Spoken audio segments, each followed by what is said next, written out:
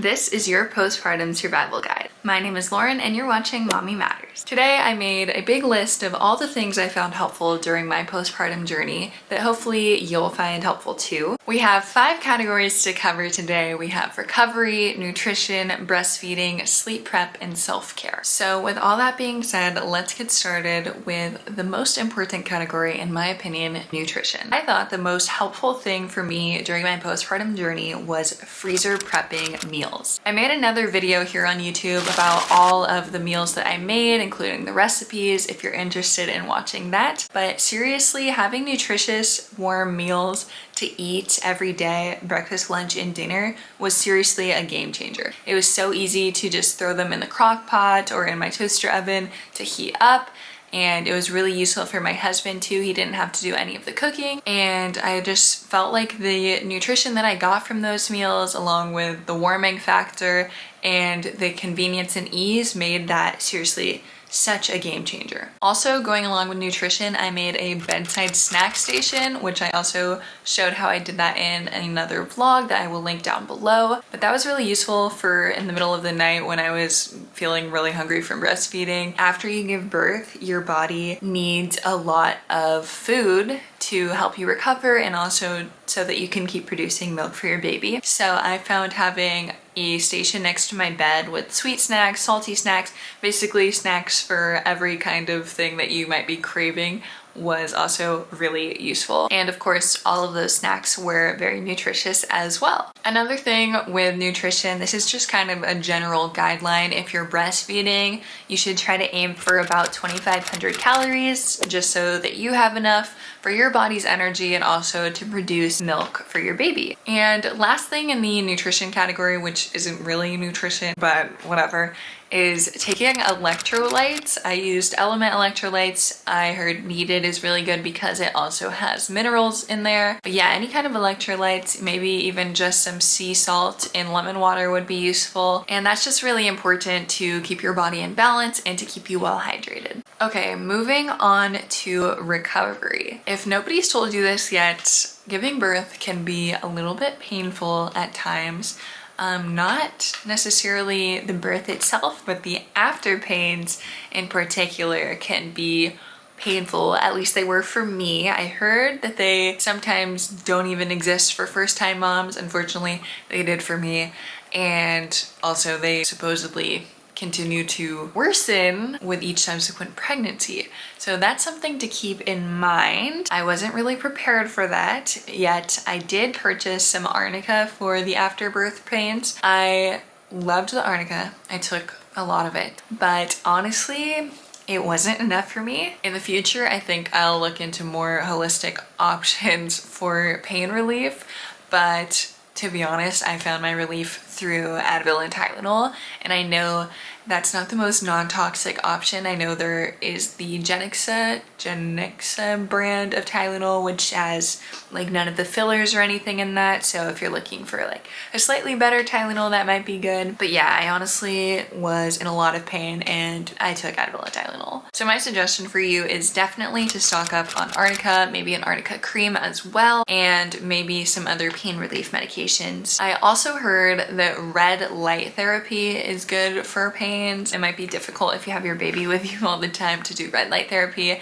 but if you can pass off the baby to your partner while you do that, that might be useful. But I personally did not try that. So something I was pretty prepared for was the bleeding that comes with giving birth. I made a big box that I kept in my bathroom with a peri bottle. I had my Earth Mama spray, which I absolutely loved, the Earth Mama perennial spray. And I also used the Rail, sorry, I'm not pronouncing that right, but basically I had organic cotton diapers or period underwear, and I seriously lived in them. I loved them so much. I continued to wear them even when I was just spotting because I found them to be so incredibly comfortable. I highly recommend those. I also had some organic cotton pads, but honestly, I didn't use them because I love the disposable underwear so much. But yeah, if you can find organic cotton products to use, that might aid in your recovery because there's no chemicals in there that's touching your private parts that are in need of healing at the moment. I would also consider proper nutrition to be vital to your recovery. There is a book called 40 Days, The First 40 Days, and it's all about how the first 40 days postpartum are meant to be a time for you to bond with your baby and to just focus on nutrition and rest. And I really took this principle to heart. I did my best to spend all 40 days at home. I went to the grocery store, I think once or twice, and I started going on walks after maybe like 3 weeks. I honestly don't remember anymore, but I took my time to rest. I spent 5 days in my bed, 5 days near the bed, and 5 days around the bed. That was what my midwife told me to do. I found it immensely helpful. I will say that my husband had a bit of a hard time doing all of the housework, so keep that in mind if you are usually the one to do the housework, cooking, and cleaning. Just make sure that your husband's prepared for that, or your partner, and also keep in mind that it could be really beneficial to get a postpartum doula. Honestly, next time I give birth, we are definitely going to get a postpartum doula just because the transition was a little bit rough. Also, during the first 40 days, you should try to stay as warm as possible. Keep the house warm, keep your body warm. Try to only eat warm foods. For me personally, I did try to do that, but I had cravings for colder foods, and I respect my body's wishes. So I had some smoothies, I had some yogurt bowls, I had a few cold foods, and honestly, I don't think it caused me any trouble because I feel really great now and I made a full recovery. Another useful thing that can help you with recovery and your baby is as much skin to skin contact as possible. Babies, when they're born, kind of don't really realize that they're separate from you, and they really appreciate skin-to-skin contact. It can regulate your body temperature, it calms down the both of you, it releases feel-good hormones, and it's just overall comforting to you and the baby, and can be really useful in aiding your recovery and breastfeeding if you are doing that. I would highly recommend this skin-to-skin shirt that I got off of Etsy. I found it super useful once I was up and walking around to keep the baby close. Basically, the way the shirt works is the baby goes inside like a little pocket on the inside, and then you wrap it around and it looks just like a normal shirt. You can take the baby in and out without exposing anything, and the baby can be skin to skin with you, just in their diaper and close to your skin. And while we're on the subject of wraps, I wanted to bring up the Solly Baby wrap that I got. I honestly found it really difficult to use at first. I think with a newborn, or at least my newborn, didn't really want to be in the wrap for those first few weeks, so I just didn't use it. I also got an Artipop carrier, and that was pretty much not possible to use with proper hip alignment for the baby, like the M-shaped legs with the size of a newborn. I think it works better for when they're a little bit older. I'm just now starting to use mine comfortably with the baby, and he's now 3 months old. So just keep that in mind. If you have like a bulkier carrier,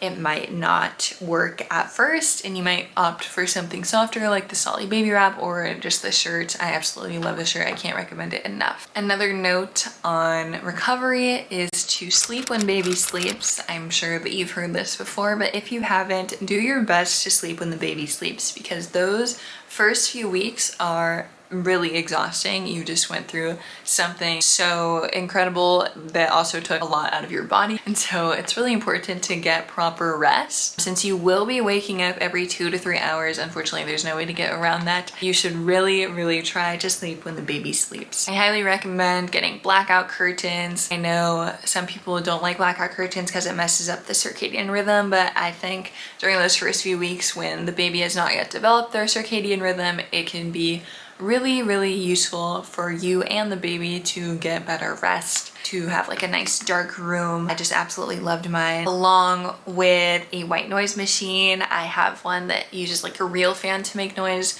We still use it and absolutely love it, and I will make sure to link that down below as well. And then one final note on recovery is getting back into movement. I found that it was honestly painful to like walk kind of at all after a few weeks. It was uncomfortable. So I just tried to rest a lot those first few weeks. Around 3 to 4 weeks, I started to feel up for some more movement again. So I started with deep core work using deep belly belly breathing and really engaging the pelvic floor muscles. I can try to find a video down below to link for you guys that goes over some of these deep breathing exercises and deep core work that you can start rebuilding your core with. Obviously, it's going to be a different story if you have diastasis recti, or how do you say it? Diastasis recti? If you have more severe tearing, you might consider waiting a little bit longer before starting to do movement. Basically, just whenever you feel ready to start doing it and your body feels ready, then I would suggest starting with some gentle movement and deep core work. And then also around that time, I started to go on short walks. I started with really short walks at first, like seriously just up like the block and back.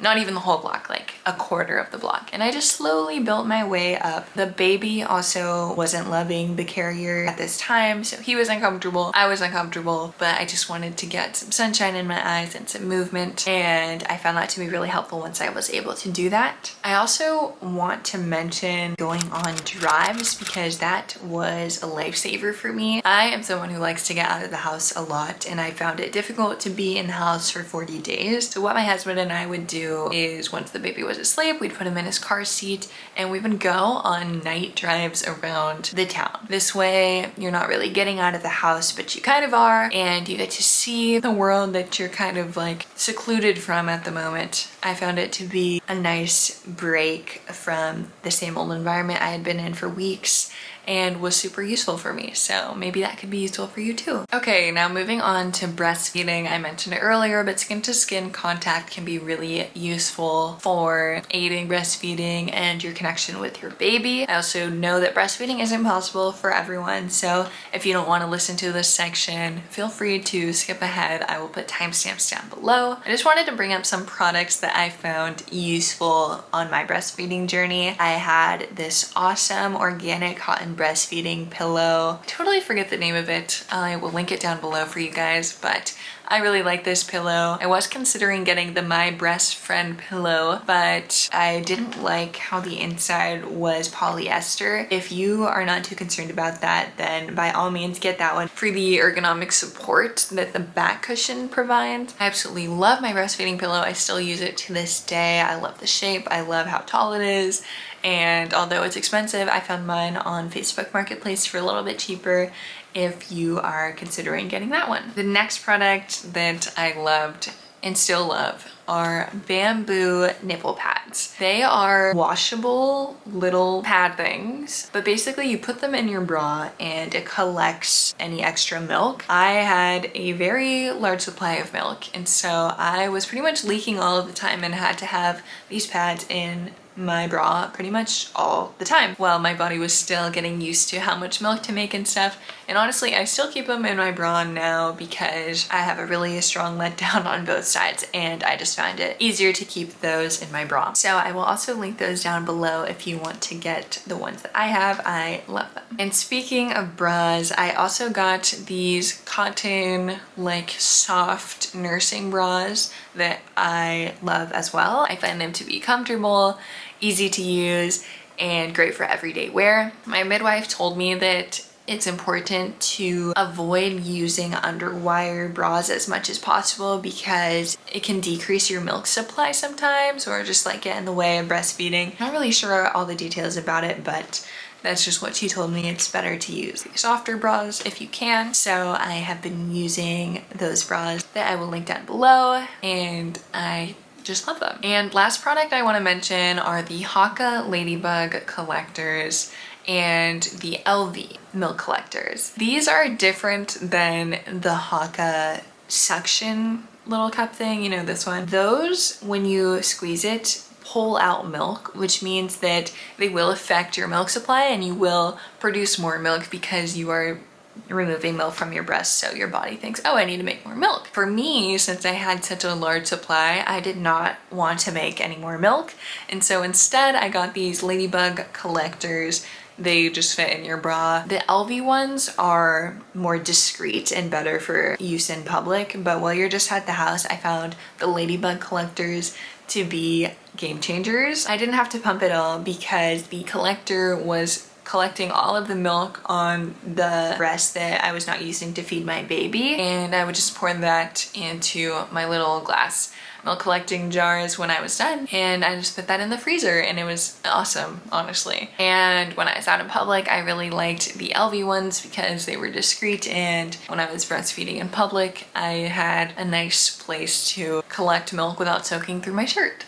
Also, with breastfeeding, I got these button-up nightgowns. I mentioned this in another postpartum prep video that I will link, but they are awesome. I love them so much. I still wear them every single night just because it's so easy to just leave the buttons open while still staying warm because they're long sleeve, and it's just such an easy wear, and I was pretty much living in mine. Love them so much. Great for breastfeeding. Another thing with breastfeeding, I mentioned this earlier, but aiming for good nutrition and 2,500 calories minimum per day will help you maintain your milk supply. Another thing about milk supply, if you've heard that fenugreek is good for keeping up your milk supply, keep in mind that sometimes it actually decreases your milk supply, so you may want to look into that on your own or just keep that in the back of your head. And then last note on breastfeeding is co-sleeping. Now I know this is a controversial topic, but co-sleeping can actually help with your milk supply, your bond with your baby, and therefore help with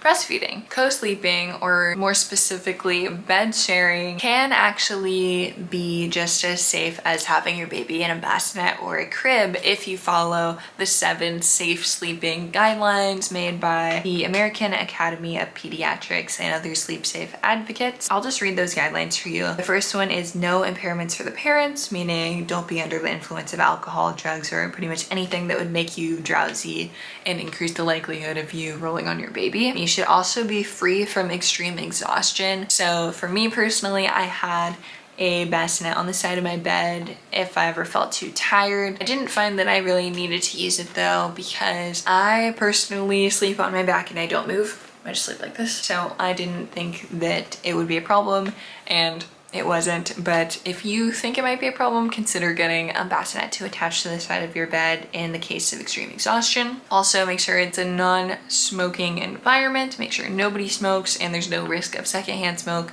because that can increase the risk of SIDS. Third thing is a safe surface, meaning you need a firm, flat mattress with no gaps, no soft bedding, and no items like pillows, blankets, or stuffed animals near the baby. Also avoid any couches and recliners and nursing chairs. So for me, I have a pretty firm bed. I moved my bed down to the ground to make sure that the baby wouldn't fall off and get hurt. I also have like a padded surface on the ground next to my bed just in case of rolling off the bed or something like that. Fourth thing is baby sleep position. Always put the baby on their back to reduce the risk of SIDS. Number 5 is avoid overheating. Dress the baby lightly and keep the room at a comfortable temperature. Avoid heavy blankets or overdressing the baby. Number 6 is exclusive breastfeeding. So bed sharing is safest when the mother is exclusively breastfeeding, because breastfeeding mothers are typically more in tune with their baby's sleep and feeding cues. That is what ChatGPT said, by the way, not me. And the last thing is one adult only. So only one adult should sleep next to the baby. That means avoiding bed sharing with other children or multiple adults, because that increases the risk of accidental suffocation or rolling over onto the baby. I personally am the only one who sleeps next to my baby. I keep him on the opposite side of where my husband and I sleep. So it's me, my husband, and my baby's over here. And I just feel most comfortable with that arrangement, and it's just the easiest for me. Yeah, and so if you do all 7 of those things, bed sharing is actually equally as safe to using a cot. So just keep that in mind. It can be really useful for you. Now moving on to sleep prep. Sleep prep, or basically preparing for a night of sleep, has been immensely useful for me even to this day. Every single night I make sure there's diapers next to my bed and like a diaper changing station. I have a changing pad that is like soft that I just put on my bed. It's wipeable. I will link it down below because it's great. I have wipes next to my bed, a change of clothes, some breastfeeding snacks, a extra nursing bra, extra nursing pads, extra nightgown, also water, super important. Basically anything you could need right next to you so you don't have to get up. I keep all of that next to my bed, and I make sure it's well stocked every single night before we go to sleep. I also turn on my white noise machine, I fill up my humidifier, and just pretty much anything that you think you might need or might need to do during the night, try to keep it right next to your bed so you don't have to get up, because you will be tired if you keep getting up because you are really waking up your brain when you put your feet on the ground. So just keep that in mind. It can be super, super useful. Another thing that I love is my red light nightlight. It's like a clicking nightlight. I will link it down below. It has been so awesome. It is great because the red light doesn't disrupt your circadian rhythm or the baby's. You can just easily click it on and off. I just keep mine clipped to my nightstand right next to my bed, and it has been just totally awesome, and I can't recommend it enough. And lastly, we are moving on to self-care. These are just some simple self-care hacks. I know we don't really have the time to do full-out routines when you're postpartum. If you do, that's wonderful. Hopefully you do. But one just little self-care hack you can do is wearing wool socks. Wool socks are really grounding. They're really warm. I absolutely loved mine postpartum. They're great for just having on all of the time. Another thing is sunlight. If it's too cold outside or you're not comfortable going outside just yet, you can go by a window, but sunlight is just really great for, you know, getting your circadian rhythm and just recharging your body. Everyone knows that it just feels so nice to sit in the sun, and that's because it's a really healthy thing to do for your body. Another thing that I recommend doing is to write out or just make a voice memo of your birth story as soon as possible after you give birth. I made mine the night of. Keep in mind that the longer you wait to do the recording or the writing, the more that you'll forget. And it's just a beautiful thing to look back on, and it's important for you to claim your story and tell it how it felt for you. The longer that you wait, if there was someone else in the room with you, they might start telling you what they saw, which will affect your interpretation of your own experience. So in order to keep your experience sacred, I highly recommend that you share what your experience was like before anything else gets in your head, before your memory starts to fade, or before your partner starts telling you what their experience was like. Other self-care things are listening to podcasts and listening to music. You will have a lot of time with you and your baby for that first couple of weeks, the postpartum period, and it can be kind of boring. I highly recommend that you listen to podcasts and music to pass the time and to, you know, keep your brain moving and focusing on not just your baby. Not that it's not good to focus on your baby, but it's just nice to also think about other things and listen to the songs that you enjoy, and maybe an audiobook if you like to read, or you can even just watch movies. I watched a lot of movies and TV shows during those first couple of weeks, and it's honestly kind of nice. And then my last piece of postpartum advice for you is to just trust your intuition. You are connected to your baby more than anybody else out there, and you know what's right for you and your body and your baby. So if someone's coming into your life trying to tell you how to do things and it's just not sitting right with you, trust your intuition, because as a mother, you know more than anybody what you guys need. So just keep that in mind, because staying true to your intuition is to increase the trust that you have for yourself and your own inner wisdom, and there is nothing more beneficial than that. But yeah, that is all the tips that I have for you guys today. Thank you so much for watching this video. If you liked it, maybe you can give this video a thumbs up or subscribe to my channel down below. I would really appreciate it, as I am kind of a new channel and just starting up this year. It is seriously a miracle that my baby has napped through the entirety of this filming, so I am gonna go check on him, and I think that's all that I have to say to you guys. So hopefully I see you around in future videos, and yeah, thanks for watching. Bye.